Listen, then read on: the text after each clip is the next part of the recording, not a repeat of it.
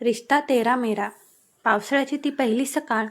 कॉलेजचा पहिला दिवस. आकाश काळ्या ढगांनी भरलेलं होतं आणि हलकासा पाऊस रिमझिम बरसत होता. बसस्टॉपवर उभा असलेला आरव आपल्या हातातल्या फाईलकडे बघत विचारात हरवला होता. नवीन शहर, नवीन कॉलेज, नवीन लोक, सगळंच अनोळखी होतं. तेवढ्यात एक मुलगी धावत आली. पावसापासून वाचवण्यासाठी ती त्याच बसस्टॉपखाली थांबली. तिचे केस पावसाच्या थेंबांनी ओले झाले होते. हातात पुस्तक, चेहऱ्यावर घाई आणि डोळ्यात एक निरागस चमक. एक्सक्यूज मी, ही कॉलेजची बस इथूनच मिळते ना? तिने विचारलं. आरवने हलकसं स्मित केलं. हो, मलाही तिथेच जायचं आहे. ती थोडी शांत झाली. थँक गॉड, मला वाटलं चुकीच्या ठिकाणी आले. मी आरव, तो म्हणाला. मी सिया, ती म्हणाली. त्या क्षणी दोघांनाही माहिती नव्हतं की हा साधा ओळखीचा क्षण त्यांच्या आयुष्यातील सर्वात खास नात्याची सुरुवात ठरणार होता. कॉलेजमध्ये पहिल्या दिवशी दोघे एकाच वर्गात निघाले. प्रोजेक्ट ग्रुप्स बनवताना दोघांची नावं एकत्र आली.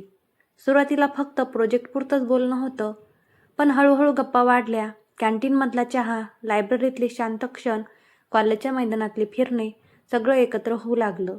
श्रेया खूप बोलकी होती. तिला तिच्या स्वप्नाबद्दल बोलायला आवडायचं.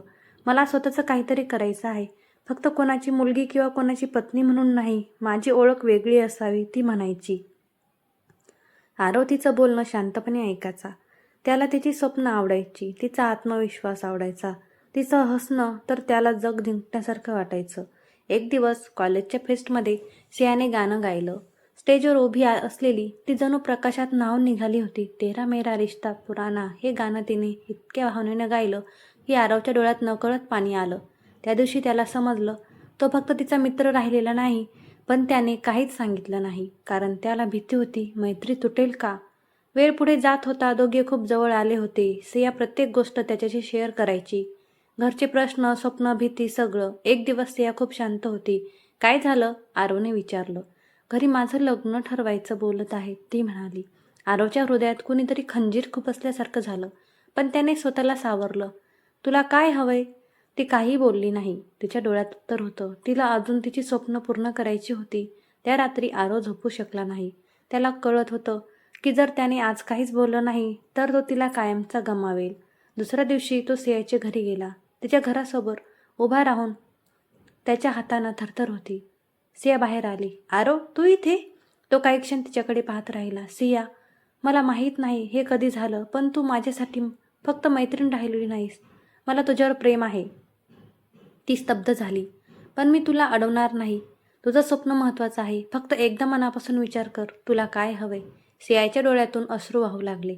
मलाही तुझ्यावर प्रेम आहे आरव, पण माझं कुटुंब, आपण दोघं मिळून सगळ्यांना समजावू, तो म्हणाला.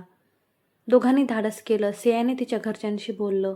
सुरुवातीला विरोध झाला, पण आरवने त्यांना आश्वासन दिलं, मी सियाच्या स्वप्नांना कधीही अडथळा होऊ देणार नाही. वेळ लागला, पण शेवटी घरच्यांनी मान्य केलं. दोघांचं नातं आता अधिक मजबूत झालं होतं. सिया तिच्या करिअरमध्ये पुढे जाऊ लागली. आरव तिच्या सर्वात मोठा पाठीराखा होता. पण आयुष्य नेहमी सरळ रेषेत चालत नाही. एका अपघातात आरव गंभीर जखमी झाला. हॉस्पिटलमध्ये तो बेशुद्ध होता. डॉक्टरांनी सांगितलं, स्थिती गंभीर आहे.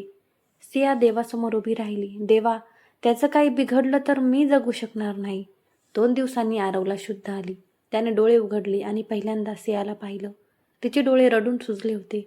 मी आहे ना, तो हलक्या आवाजात म्हणाला. ती त्याचा हात धरून रडू लागली. त्या क्षणी दोघांना जाणवलं, प्रेम म्हणजे फक्त हसणं नाही, तर एकमेकांच्या वेदनेत उभं राहणं आहे. अपघातानंतर आरवला काही महिने आराम करावा लागला. त्या काळात सियाने त्याची काळजी घेतली, जणू ती त्याची सावली बनली होती. एक दिवस आरव म्हणाला, जर कधी मी तुझ्या आयुष्यात अडथळा ठरलो तर मला सोडून पुढे जा. सिया रागाने म्हणाली, प्रेम म्हणजे अडथळा नसतो, आधार असतो. तू माझी ताकद आहेस, कमजोरी नाही. काही वर्षांनी दोघं आपल्या स्वप्नांच्या जवळ पोहोचले. सियाचं स्वतःचं स्टार्टअप सुरू झालं. आरवने आपली करिअर स्थिर केली. लग्नाचा दिवस आला. मंडपात बसलेले दोघे एकमेकाकडे बघत हसत होते. फेऱ्यांच्या वेळी सियाने हलक्या आवाजात म्हटलं, आपलं नातं फक्त या जन्माचं नाही वाटतं. आरव हसला. रिश्ता तेरा मेरा कदाचित खूप जुनं आहे.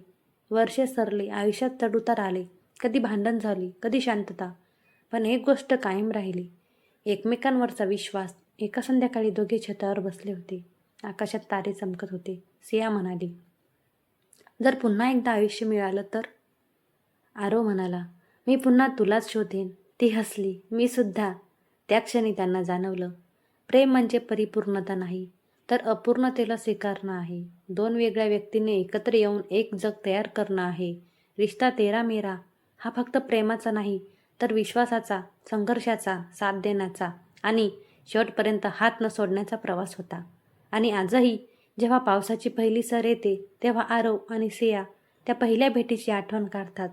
बस स्टॉप, पाऊस आणि दोन अनोळखी हृदय जी कायमची एकमेकांची झाली. कारण काही नाती अचानक जुळतात, पण ती तुटत नाहीत. ती वेळेसोबत अधिक घट्ट होतात. रिश्ता तेरा मेरा नेहमीसाठी. अशाच नवीन कथेसाठी चॅनलला लाईक, शेअर आणि सबस्क्राईब करा. धन्यवाद.